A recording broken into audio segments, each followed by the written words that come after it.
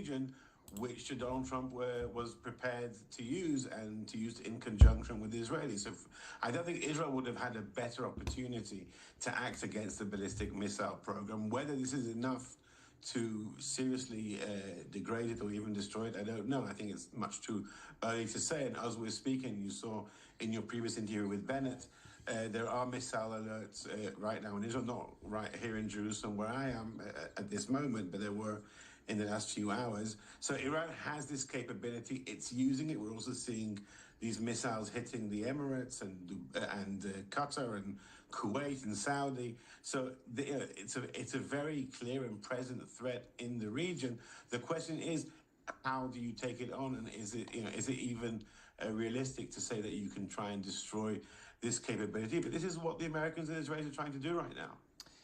I'm just about to show people pictures of Dubai, and so these are pictures at the Palm in Dubai, which anyone who's visited the city will know very well. A lot of Westerners own property in the Palm. It's right in the centre of Dubai. It's a very exclusive resort, of course, but it also demonstrates, Angel, that no one is safe in the region, wherever they may be. Well, the closer you get to Iran, there are more missiles that Iran can use, because we're talking about 1,000 to 2,000 long-range missiles which can reach as far as Israel. Israel doesn't have a border with Iran. It's not on the Gulf.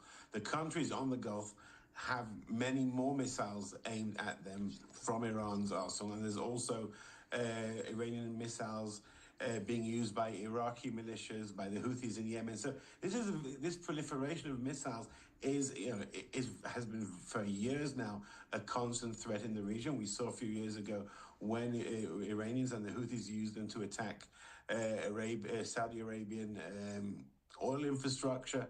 So this has always been this kind of balance of terror here in the region.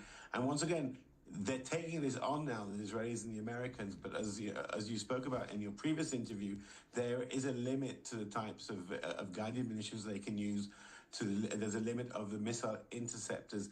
And in a way, Iran has an advantage here because it's much cheaper to build these missiles, as they have been doing, dozens of them every month, than it is to build missile interceptors, which are much more accurate, much more sophisticated, much more expensive, and take longer time to produce. So the question is, how long can the Iranians keep firing, and how long can the Americans and the Israelis keep intercepting those missiles? It becomes a numbers game at some point. It does, and it's the drones, isn't it? The surge of drones, which would be the primary concern, much cheaper, of course, than ballistic missiles. Well, actually, I mean, look, we've seen the drones in Ukraine having a huge effect, but the ranges there are shorter.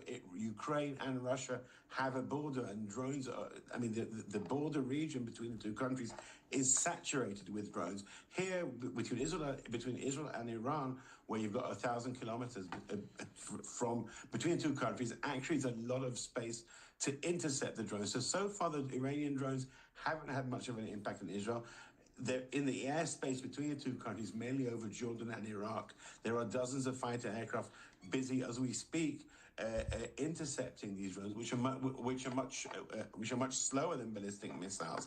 So drones, I think, are a much bigger threat in the Gulf than they're here on Israel. But they're certainly part of a much wider Iranian array, which includes ballistic missiles, cruise missiles, drones. All these things have been built up for decades. Ansel Pfeffer, always a pleasure. Thank you very much for coming on the programme.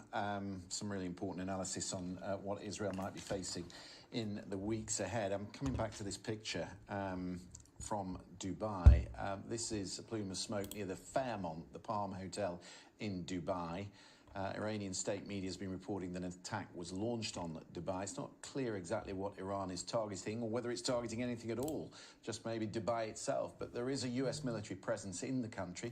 The UAE Ministry of Defense has said that it has intercepted a new wave of Iranian missiles and drones that were coming towards Dubai. That's according to the Emirates news agency, cited by Reuters. So a blurry image, but you can see there a very thick plume of black smoke, which people in Dubai can see right now on the skyline.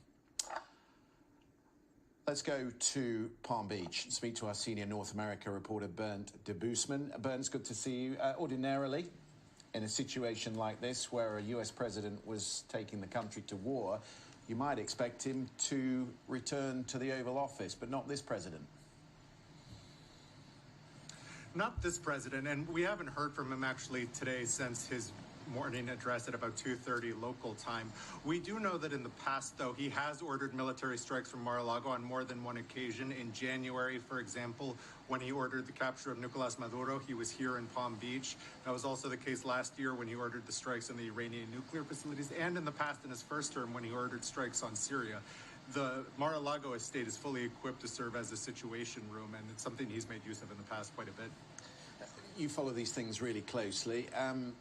What did you make of his response to the talks in Geneva? I was making the point while I was there on Thursday that things broke up very quickly in the evening, quicker than we might have thought.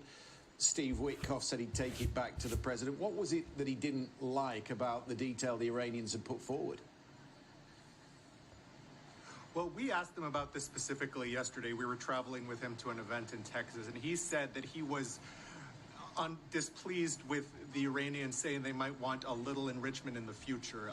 To him, that's clearly been a red line. But at the same time, at that event in Texas, he gave no indication that these strikes were imminent. He said the talks are still going on, even if he's unhappy. And at one point, I asked him very specifically what the timeline is for any sort of decision, and he said, I won't tell you, I would be giving you the greatest scoop in history. And then a few hours later, we heard that the strikes had begun. So I think that says a lot to how this president operates. He keeps decision-making very tight until that decision is made.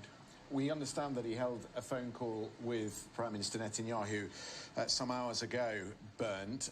Do they share the same objective here? Or do you think the president, is he open maybe to a return to the talks? Is he looking for leverage over the Iranian side?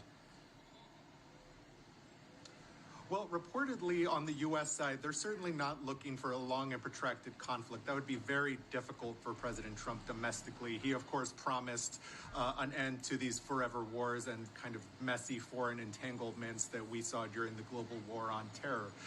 So he hasn't actually spoken to this yet of what exactly the end goal is here. But for him, the quicker and cleaner and less costly this is, the better it is for him politically.